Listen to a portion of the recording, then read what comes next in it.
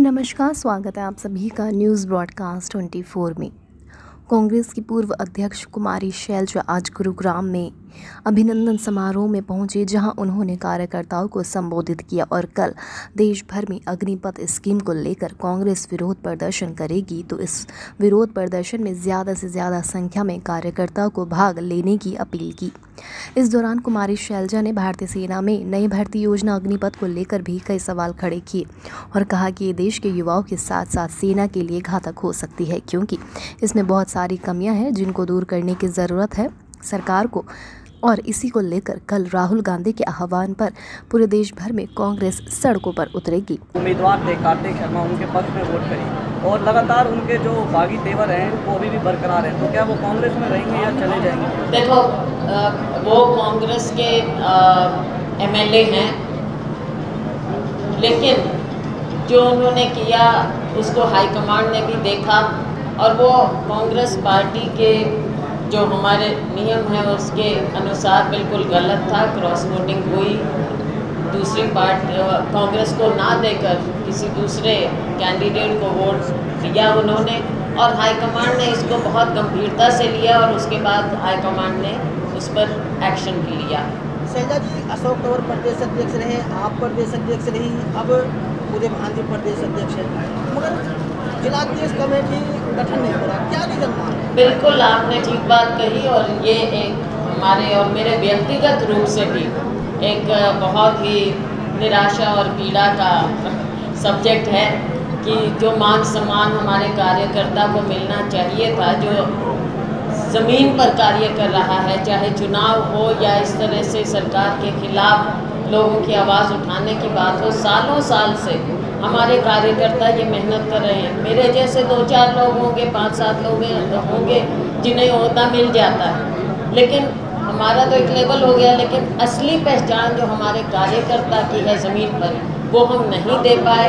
ये एक कमी रही है और हम आगे उम्मीद करेंगे कि आगे हमारे कार्यकर्ताओं को ये मान सम्मान मिले। अब कारण क्या थे, वो कारण सब जानते हैं कि क्यों ये नहीं हो सका। ये कोई पार्टी के लिए अच्छी बात नहीं। अभी नगर निकाय चुनाव हुए तो उसमें बीजेपी जेजेपी गठबंधन के जो उम्मीदवार हैं काफ़ी जगह पर जीते, लेकिन जो वोट बैंक की बात करें तो आम आदमी पार्टी का वोट बैंक दूसरे नंबर पर रहा। क्या आपको लगता है कि कांग्रेस को सिंबल पर चुनाव लड़ना चाहिए? ये मैंने कहा है कि मेरी व्यक्तिगत राय यही थी कि हमें सिंबल पर लड़ना चाहिए। इसमें देखो, हार जीत की बात नहीं होती। एक तो नीचे आपका सिंबल लोगों तक पहुंचता है, घर घर तक पहुंचता है। ऐसे जो हमारा सिंबल ही नहीं था और लोग जो कांग्रेस को वोट देना चाहते थे वो कांग्रेस के हाथ के निशान ढूंढते रह गए। दूसरी बात, हमारा वर्कर भी मिलकर काम करता है, अभी बिखराव आ जाता है। कहीं ना कहीं जगह जगह कह दिया गया चलो ये कांग्रेस समर्थित है, किसी का व्यक्तिगत समर्थित तो हो सकता है, लेकिन कांग्रेस का वोट तो वहाँ पर कहीं सिंबल नज़र नहीं आया, तो किसी ने कोई बात की बिखराव आया। इससे पार्टी को मजबूती मैं समझती हूँ नहीं मिली। केंद्र सरकार पर अग्निपथ भर्ती योजना को लेकर जहां कुमारी शैलजा ने सरकार पर निशाना साधा, तो वहीं हरियाणा के पूर्व मुख्यमंत्री भूपेंद्र सिंह हुड्डा पर भी कई सवाल खड़े कर दिए। निकाय चुनाव में कांग्रेस को मिली हार पर बोलते हुए कुमारी शैलजा ने कहा कि कांग्रेस अगर सिंबल पर चुनाव लड़ती तो कांग्रेस की जीत होती, क्योंकि लोग वोटिंग के दौरान कांग्रेस का चुनाव चिन्ह हाथ का निशान ढूंढते रहे और लोगों को नहीं मिला, और यही कारण रहा कि कांग्रेस को हार मिली। अगर कांग्रेस सिंबल पर चुनाव लड़ती तो आज कांग्रेस को ये दिन नहीं देखना पड़ता। इसके अलावा कुमारी शैलजा ने हरियाणा में पिछले 10 सालों से प्रदेश का संगठन न बनने को लेकर भी हुड्डा पर निशाना साधा और कहा कि जल्द बूथ लेवल से लेकर प्रदेश लेवल तक का संगठन तैयार करे, ताकि ज़मीन पर काम करने वाले कांग्रेसी वर्करों को पद मिल सके, तो वहीं कांग्रेस पार्टी को भी मजबूत किया जा सके। छोड़ दिया जाएगा, बेरोजगार फिर से बना दिया जाएगा। आप सोच सकते हैं कि जो युवा हैं 17.5 साल के हैं, 22-23 साल की उम्र में वो लोग फिर मार्केट में दर दर भटकने को मजबूर हो जाएंगे। 4 साल की नौकरी के बाद कौन सा प्रशिक्षण, आर्मी की प्रशिक्षण, आप क्या नौकरी देंगे? फिर एक बार उन्हें आप दोबारा से प्रशिक्षण देंगे? तो ये सरकार की जो स्कीम है इसमें बहुत सी खामियां हैं। एक बार प्रशिक्षण दिया, आपने सरकार का पैसा, सरकार का बजट आप ये समझ लीजिए पब्लिक का पैसा होता है, और फिर से दोबारा आप कहेंगे कि आप नए सिरे से प्रशिक्षण आपको दिया जाएगा और नौकरी दी जाएगी। कौन सी नौकरियां पक्की आप देंगे बाद में?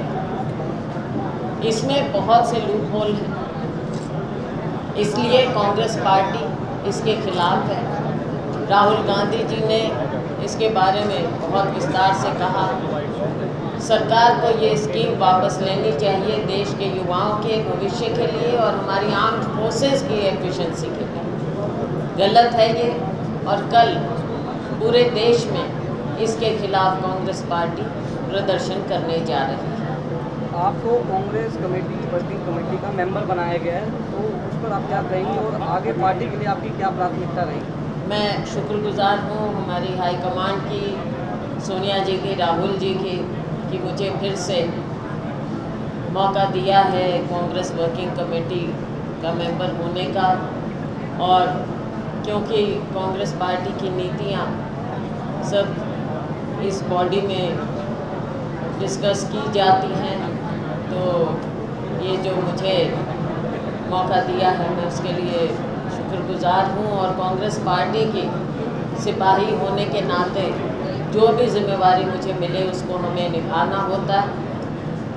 पूरे देश की बात होगी, लेकिन मैं साथ में ये भी कहना चाहूँगी कि क्योंकि हरियाणा से हूँ, जड़ें हरियाणा में हैं, तो हरियाणा के लोगों की सेवा करते रहना है। और यहाँ पर हमारे साथी हैं जो निरंतर कांग्रेस पार्टी के लिए लड़ते रहे हैं सालों साल से, बिना किसी ओहदे के। जो हमारे कांग्रेस के नेता कार्यकर्ता मेहनत करते रहे हैं, उनका मान सम्मान रखना भी मैं अपनी जिम्मेवारी मानती हूँ कि उनको भी हमें पूरा मिलजुल कर उनका भी मान सम्मान रख। कुमारी शैलजा ने इस दौरान कुलदीप बिश्नोई द्वारा की गई क्रॉस वोटिंग पर भी सवाल खड़े किए और कहा कि कुलदीप बिश्नोई ने कांग्रेस पार्टियों के नियमों के खिलाफ जाकर विपक्षी उम्मीदवार को वोट दिया, जिस पर हाईकमान ने उनके खिलाफ फैसला लिया और उसे तमाम पदों को छीन लिया गया। लेकिन अब यह कुलदीप बिश्नोई तय करेंगे कि उन्हें कहां जाना है। अब तक लिए बस इतना ही। देश दुनिया से जुड़े तमाम अपडेट जानने के लिए हमारे चैनल को आज ही सब्सक्राइब कर ले। इस वीडियो को लाइक एंड शेयर करना बिल्कुल भी ना भूले।